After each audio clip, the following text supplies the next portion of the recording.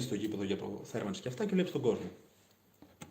Πάτε πάλι μέσα, σας μιλάει ο coach, δεν ξέρω τώρα πώς είναι. Αλλού είμαστε, αλλού εκεί. Ναι, Είμαστε αλλού. εκεί εκείνη την ώρα, αυτό που είδες στον κόσμο, που έβγαινες από τα αποδυτήρια μαζί με όλη μαζί η ομάδα για την έναρξη του αγώνα, πώς ήταν όλο αυτό? Δηλαδή λες τώρα, λες στο κεφάλι σου που έχω έρθει. Ακριβώς αυτό, ακριβώς. Που έχω έρθει και δεν το πιστεύω, αλήθεια. Είναι σαν ένα όνειρο, αλήθεια σου λέω. Θα ήθελε ο κάθε παίκτης, δεν το λέω τώρα χωρίς υπερβολή, ο κάθε παίκτης θα ήθελε να είναι στη Λαμία. Αλήθεια. Με αυτό, είτε με το γήπεδο, είτε με τον κόσμο, είτε με τη στήριξη, οτιδήποτε.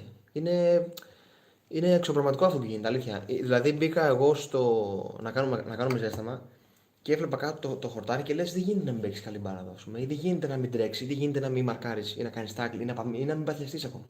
Είναι απίστευτο. Και πόσο μάλλον μετά που βλέπουμε και εσάς που ήσασταν τρελαμένοι για την ομάδα, για μας, και πόσο μάλλον που είχατε κάνει και τα ταξίδια τα μακρινά που μας ακολουθάγατε στα εκτός. Στη Λευκάδα, ναι. Και είχατε παίξει και στη Μαλαισίνα. Και στη Μαλαισίνα, ναι. Και στη Μαλαισίνα είχε και πολύ κόσμο. Είχε αρκετό κόσμο. Ναι, είχε. Αλλά αυτό που λες, εξωπραγματικό, είναι δηλαδή απίστευτο. Ένιωσα απίστευτα τότε.